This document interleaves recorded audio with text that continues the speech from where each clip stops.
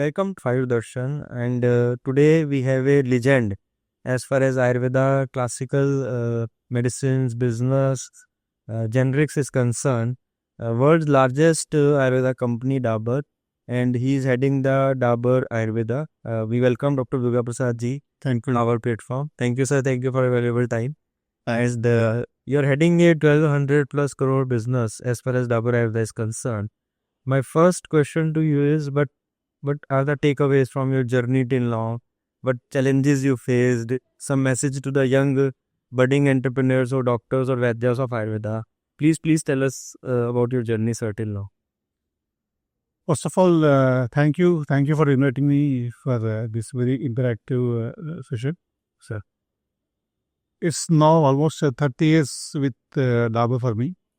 Joined in somewhere 95. So the journey is quite interesting and quite challenging, in fact, I will say. Because when actually I joined this Ayurvedic organization way back in 95, Ayurveda is not so popular in 95, but era. So the acceptance of people to take Ayurvedic medicine, to take Ayurvedic consultations, and in fact, you would be very surprised to see nobody is willing to reach to an Ayurvedic doctor. Right. Because the belief is that Ayurveda treatment takes longer time for to give any relief, and Ayurveda is only for old age people, above 50, 60 people, not for me. So the young people says, no, Ayurveda is not for me. I have a doctor here, medical doctor, so it's not for me. Third thing is, in fact, what I would say is, the situation actually is created by Ayurvedic fraternity itself. Right. See, why I'm saying is, Ayurveda is a medicine, is a lifestyle, is a lifestyle medicine.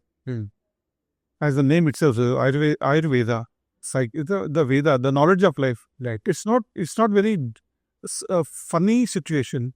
Many times what we see is Ayurveda का बहुत सारे remedies kitchen में है. भाई kitchen में है, that's even not on the tip of the iceberg.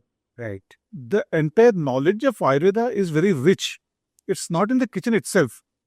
So the moment you say it's in the kitchen, people say, देखे दादी माँ का remedy है, ये तो kitchen remedy है. So that way it actually dilutes. Even paracetamol is not considered as a kitchen remedy these days. Right. Even it is considered as a serious medicine. But unfortunately, when it comes to Ayurveda, ये तो दादी माँ का remedy है, ये तो kitchen remedy है.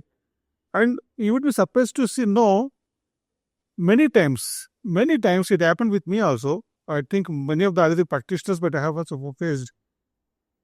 तो जब भी whenever some person known to me, they make me, अरे डॉक्टर साहब आपको देख के याद आ गया, मेरे ना फादर का, मदर का, सिस्टर का, भतीजा को some ankylosing spondylosis है. इस ankylosing spondylosis के लिए आयुर्वेद में क्या है? On the roadside. So do we expect for पिताजी का, माताजी का, भतीजा का, भांजी को ankylosing spondylosis है, उसका रेमेडी मैं रोड साइड आयुर्वेद में बताऊंगा? So that has actually demeaned Ayurveda. Ayurveda is not that. It's a medicine. ऐसे नहीं, आपको अगर आपको मुझे देख के याद आया, that means it's not very serious. So let them live the way they are living. Second thing, if you want to take my consultation, come to my clinic. There is a proper place. Like where we take lunch. We take lunch on the dining room. Absolutely. We don't take lunch on the streets or in the washrooms. There is a place for the lunch. There is a place for the sleeping. So there's a ambience, good ambience for everything in the life. But when it comes to the Ayurvedic doctor, why are you asking on the roadside? Right. So that has to be ruled out. So I face situation. That is one challenge which I faced to change the perception of Ayurveda. See, Ayurveda, we have many very good treatments for the lifestyle elements, which are not there in any other systems of complementary medicine. That is the strength of Ayurveda. We should use that strength to our positivity, to our favor. Right. That is the area where an Ayurvedic practitioner can win the battle in the modern competition. While saying the strength, I would also say the weakness. As for me, we don't have a strong anesthetics, strong analgesics, strong antipyretics. as far as I believe. So the principle is if a person has any fever, he or she has to take a flight in the next 3 hours. I don't think they will go for a Ayurvedic doctor for a fever treatment. There is a paracetamol available right there across the corner. Right. एक tablet ले लिया, चल गया, अपना treatment कर लिया. But when it comes to the lifestyle element, because I'm stressing on the lifestyle element because these days the incidence of lifestyle elements, because of various conditions, whether the sedentary lifestyle, whether irregular food habits, lifestyle, etc., the incidence of lifestyle conditions are increasing very drastically. Hmm. And this is the area where Ayurveda has a lot of scope to offer Right. and win in the patient's competence. Right. So that's what today. So I have seen from no to Ayurveda. Today, courtesy, in between, there is a very good situation happened thanks to Corona, at least I would say. Right. During the Corona, Ayurveda has offered a lot of healthcare. As it's a preventive medicine, there is a number of cases where actually people have benefited almost from the deathbed. They come, lie, and they become very healthy. Right. Without any Corona complications. Right. See, there could be some very good treatments in allopathy. I'm not the expert to comment on the allopathy.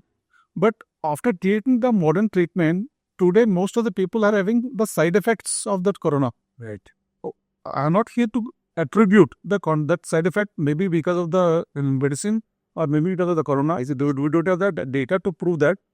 But most of the people have, as we can see in the newspapers, some youngsters, they have a cardiac stroke. Many people have the vision problems, eye problems. So many people have suffered the Corona side effects because of various reasons. But there is no any such case who have been treated with Ayurvedic treatment for Corona. Having said that, I will give one live example. The moment government of India has announced the lockdown, the first lockdown,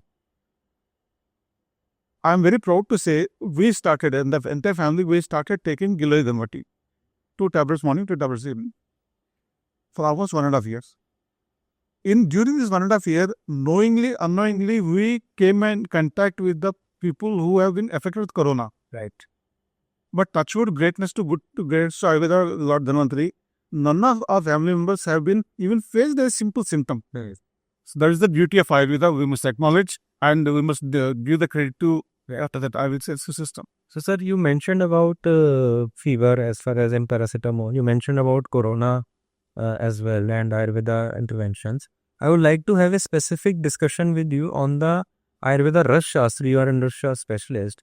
And in respect to Dabur Ayurveda as well and your Ras Shastra expertise, we have all these Swan Kalpa, the medicines with bold in Ayurveda. And we have seen that in many issues, in infections specifically, so many medicines. Again, I request all the subscribers, do not take these inputs. Please consult your Ayurvedic doctor and Vaidya before prescribing or getting any of these medicines. These are strictly prescription-based medicines. We are just sharing this information for your knowledge and just for your updates. So, sir, just throw some light on that because we have seen that many gold preparations, and as a clinician, as an Ayurvedic doctor and Vaidya, I personally am using many of them Ayurvedic medicines or Dabur and some other companies as well. So what do you think on those aspects that are really these gold medicines? We have seen on one side Sun Prashan helping thousands and lakhs of kids in our country. It has been discussed in Rajya Sabha as well. And Dabur is also doing a lot in terms of Sun Prashan.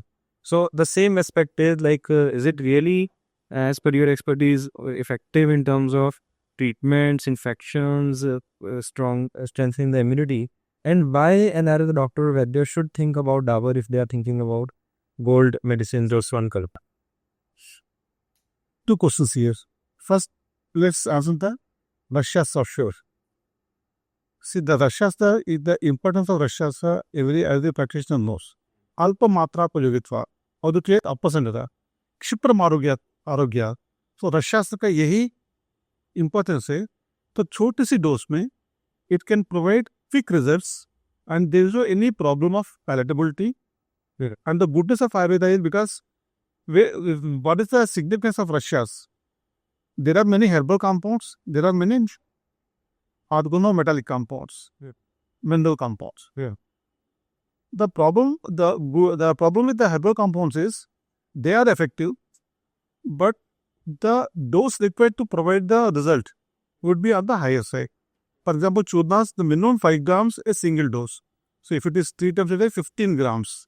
Similarly, Asarista 30 ml 2 times a day.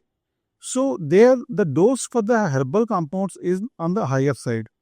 Plus, all these herbal compounds have their native herbal taste, which may or may not be like by every consumer. Avale pakas, some are bitter, some are sweet. Right. Some people might like bitter, some people might like sweet. Similarly, many powders, like for the anti-diabetic or the hypoglycemic powders, they are bitter in taste. Karela powder is bitter. Neem is bitter. By no means you can convert the neem powder into a sweet taste. Right. So you can't say that ये neem करवाए तो मैं नहीं खा पाऊंगा. So that's not the way. So that problem is not there with Ras Aushadhis. That is the advantage. The first thing why you should take a Ras Aushadhi within a small dose, without any taste problem, and the efficacy. Yes. Second thing is, unfortunately, even today, Ayurveda Ayurvedic treatment is considered as a second line treatment. It's not the first line treatment. तो किसी को अगर कोई बीमारी हो जाता है, सबसे पहले देखो तो रोड से जो एलोपैथिक जो ट्रीटमेंट डॉक्टर बैठा है वहाँ पे चले जाते हैं. तो वहाँ पे if the treatment is over there is no need to come to Ayurvedic doctor. Right. तो सो द पर्सन गोस, अरे यहाँ पे ठीक नहीं, दूसरी डॉक्टर चले जाओ, तीसरी डॉक्टर चले जाओ, स्पेशलिस्ट हॉस्पिटल चले जाओ, इतने सारे हॉस्पिटल से वहाँ पे चले जाओ. वो पूरा घूम जाता है.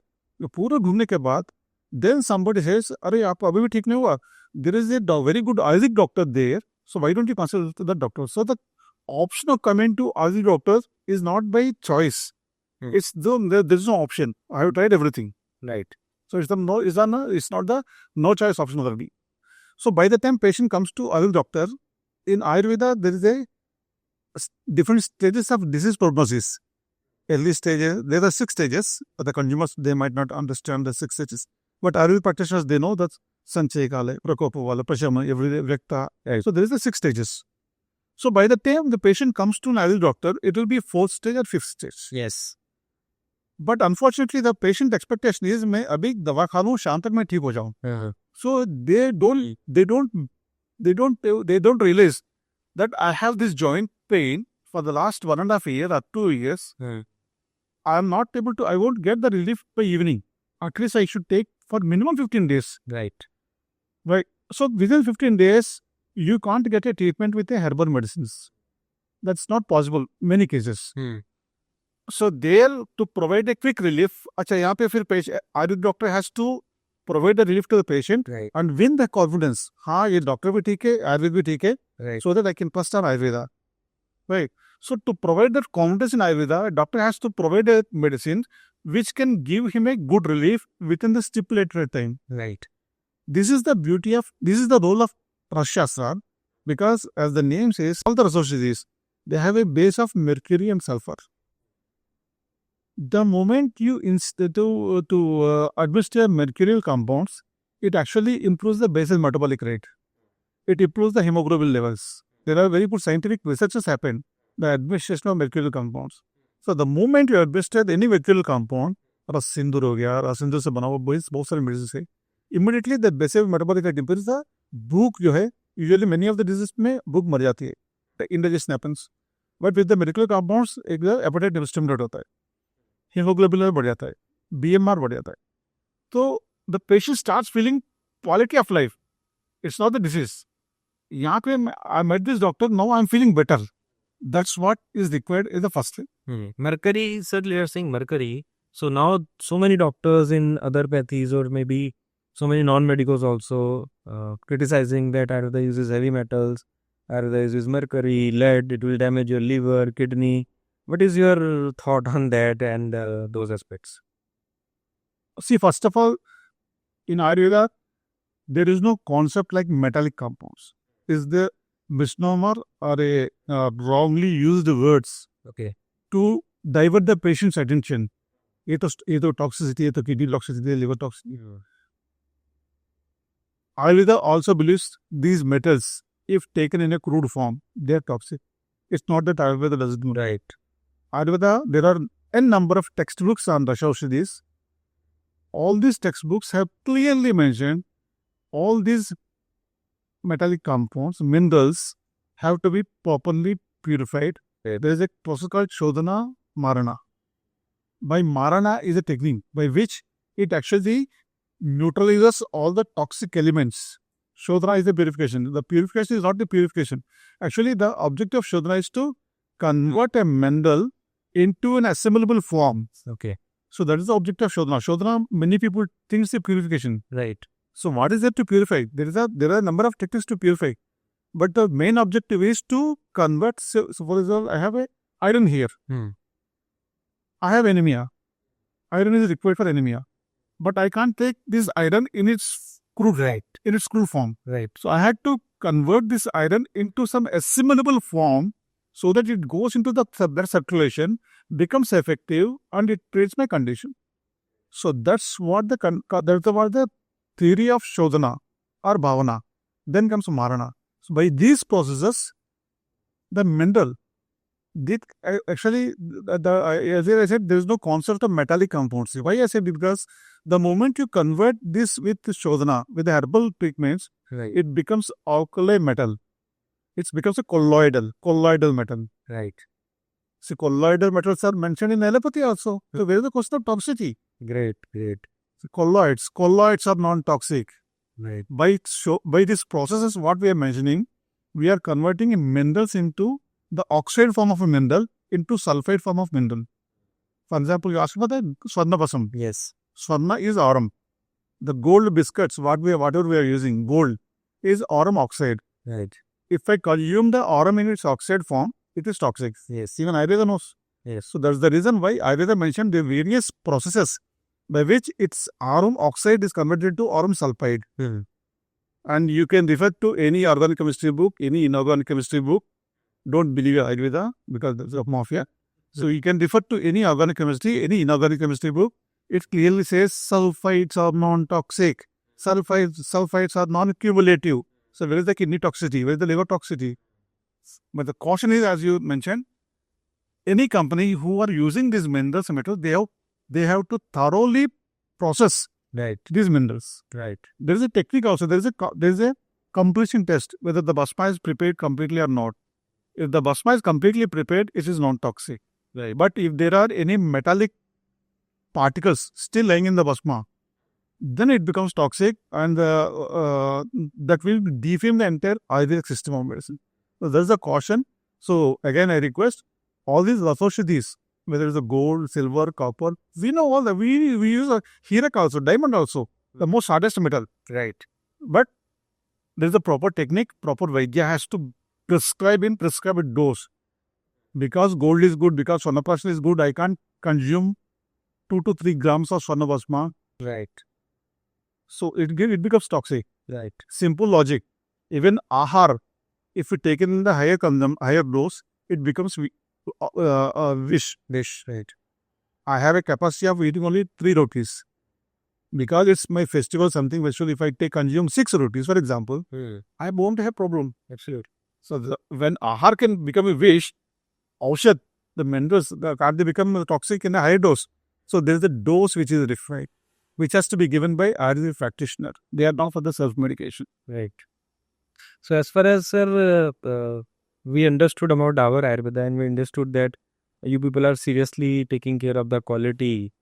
Still, we want to pass on certain message to the doctor fraternity, the Vaidya community who are connected with us, that what exactly Dabur is ensuring that a Ayurveda doctor, we generally quote this in our so many episodes, that we as a Vaidya or as a doctor, you are also an Ayurveda doctor in Vaidya, we are fighting a battle with the diseases. Like we need Astra, Shastra, sometimes Brahmastra.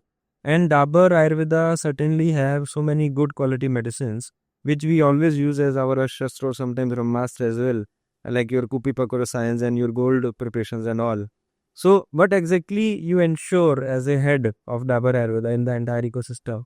That quality is sustainable, quality is par with the premium quality of other companies. You are also into export as well, which we have understood, especially for the Dabur Ayurveda also now going to many countries gradually.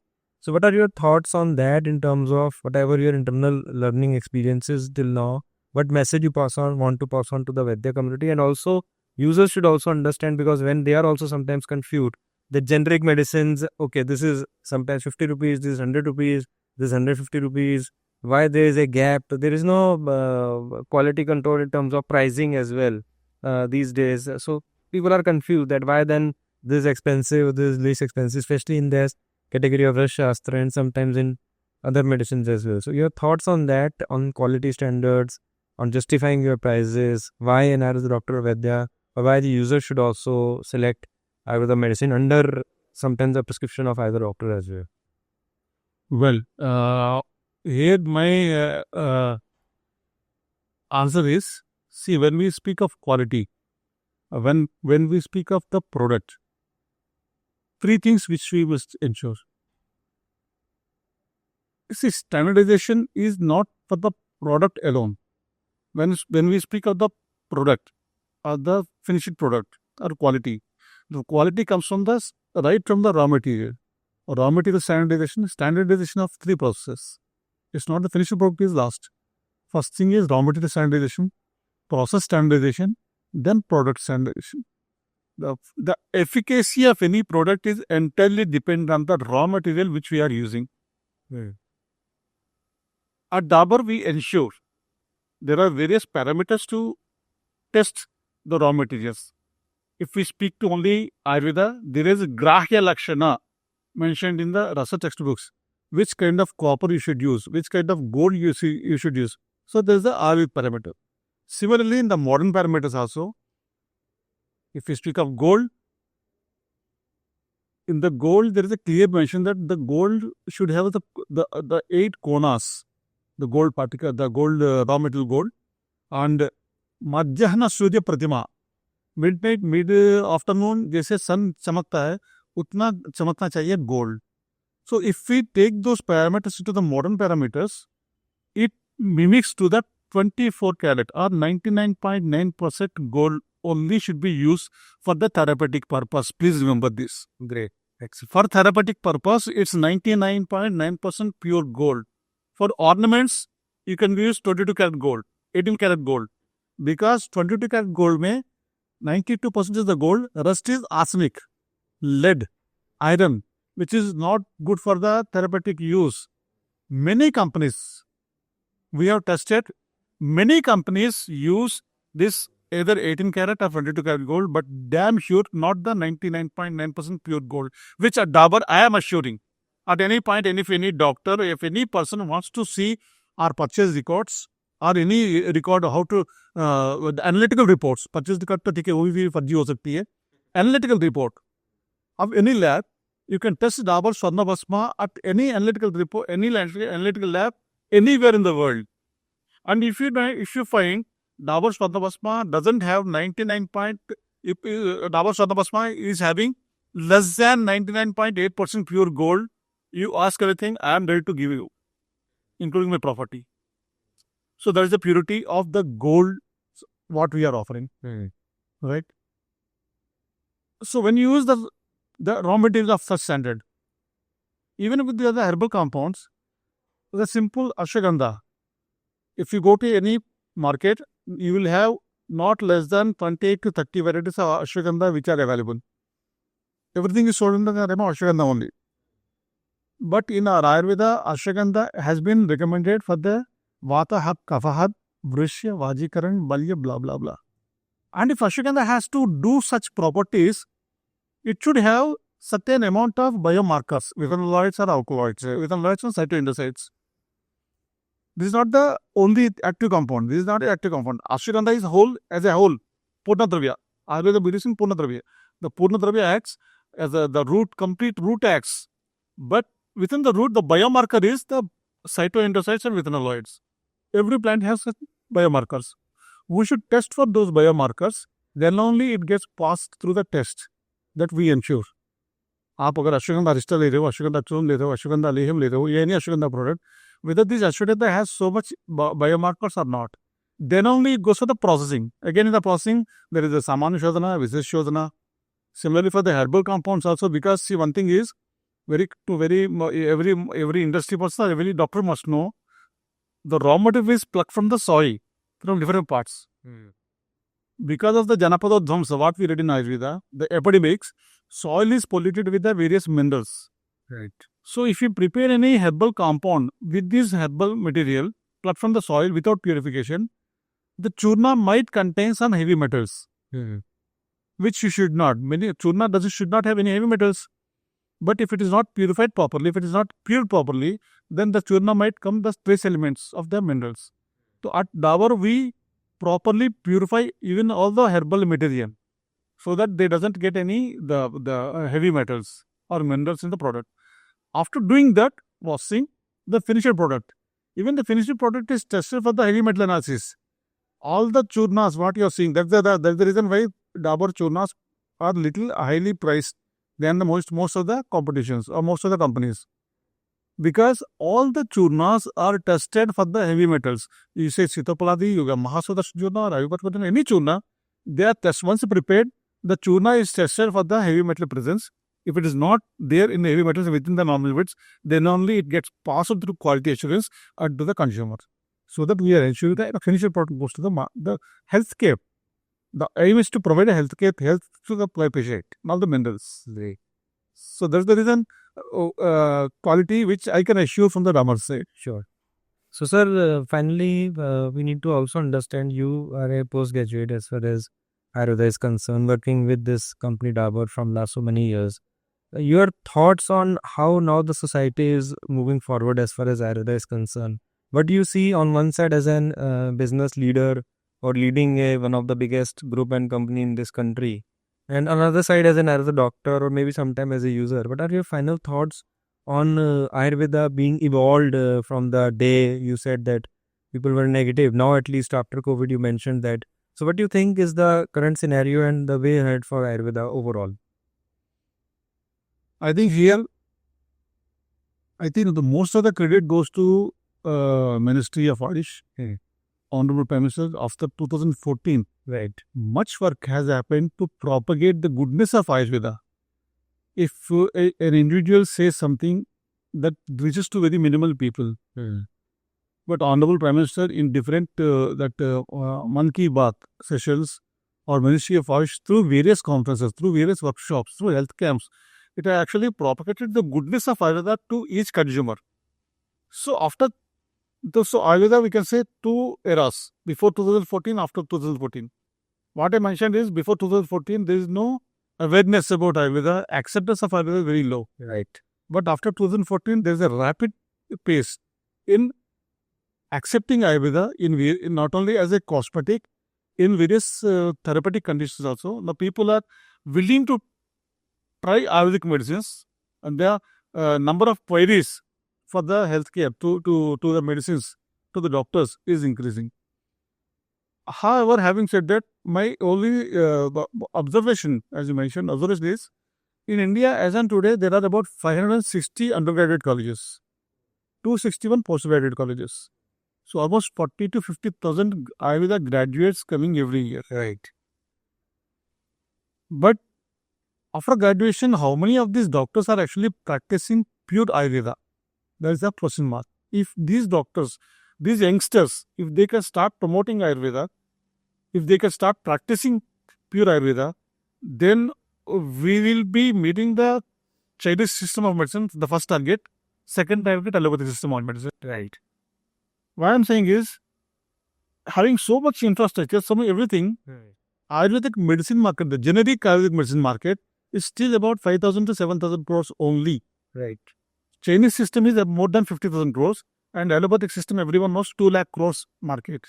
Where is 2 lakh crores? Where is 7,000 crores? The gap is very huge. At least first, we should target the Chinese system, which is growing very heavily in double-digit growth. So at least we should reach that level. Second, let's target for the high pay.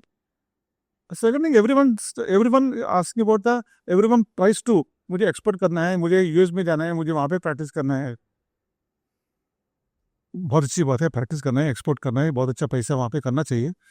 But see, even in India, of the 140 crores people, the penetration of the reach of Ayurveda is not even 5%. Right. So there is a lot of opportunity to grow within India where Ayurveda is accepted. In many of the countries, Ayurveda is not accepted. Right. So let's try the part separately. Right. Where it is accepted, where everyone knows Ayurveda, let's try propagate Ayurveda, build Ayurveda at the local level. Great, sir. Great. I think it was a very exciting and informative session.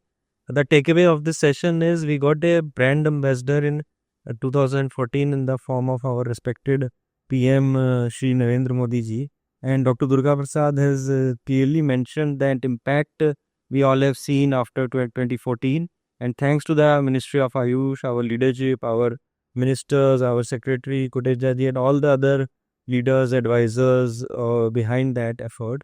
And we really appreciate what Ministry of Ayush is doing, what our government is doing, what companies like Dabur and leaders like Dr. Durga Prasad ji doing for Ayurveda fraternity. And being from a Vaidya community, Ayurveda doctor community, we request, sir, you to continue this journey. We want to have many more, some technical episodes, some user-friendly episodes with you in future on our platform. Thank you again for taking your time for our platform today and recording this episode with us. We'll definitely have you in many more episodes in future, sir. Thank you. Thank you. Thank you very much for providing this opportunity. Thank you. Thanks. All the best.